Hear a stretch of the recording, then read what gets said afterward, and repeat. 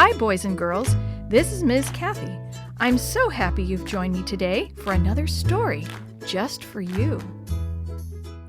Chapter 4, Bonzo. Chris and Sammy and Dee Dee raced to the trees, grabbing the lowest branches, and climbed as fast as they could. Jenny stayed close to Mr. Shoe, while Maria crouched behind some big rocks. Willie rolled his wheelchair behind the rocks with Maria.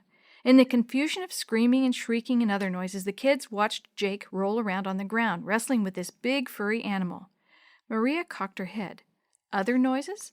What are those other noises, she thought.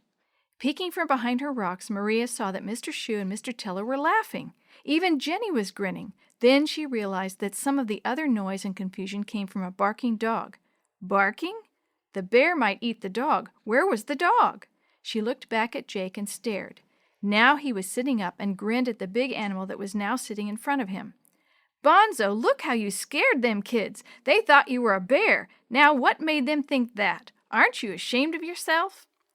To the surprise of the kids watching from their hiding places and scarcely breathing, Bonzo lowered his head and put his paw over his eyes.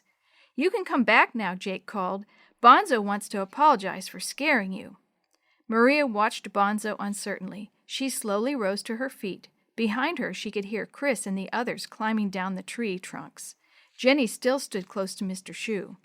Jeff walked over and patted Bonzo on the head. Hey, kids, isn't he the biggest dog you've ever seen?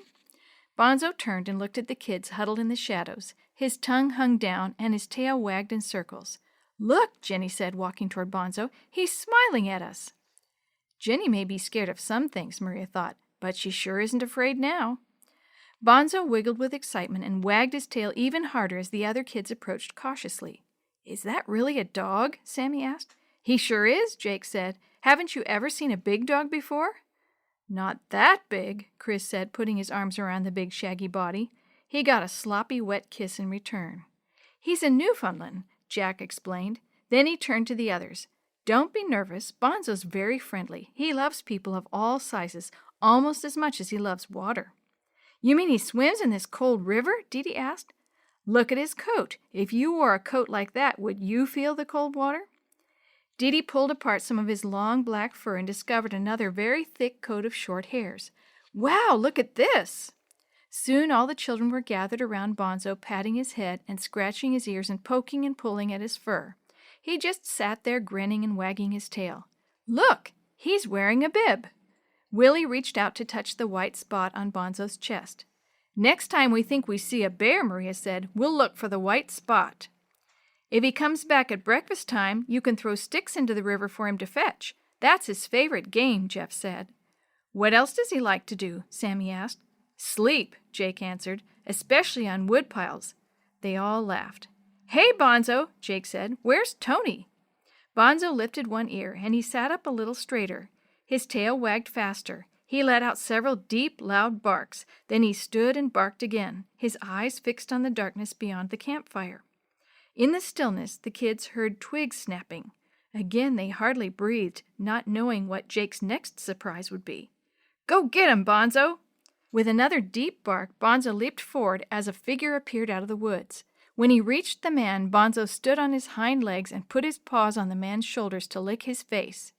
The kids stared, open-mouthed, at the person in the shadows. The man pushed Bonzo down and walked into the light of the bonfire.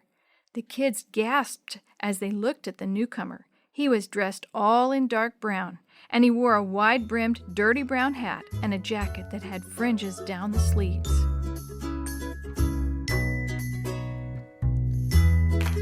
The story you have heard today is a chapter of the Shoebox Kids, Book 11, Rattlesnake River Adventure, written by Sandy Zogg, edited and created by Jerry D. Thomas, and used with permission from the Pacific Press Publishing Association. If you're interested in any other books published by the Seventh-day Adventist Church, please visit AdventistBookCenter.com or call 1-800-765-6955.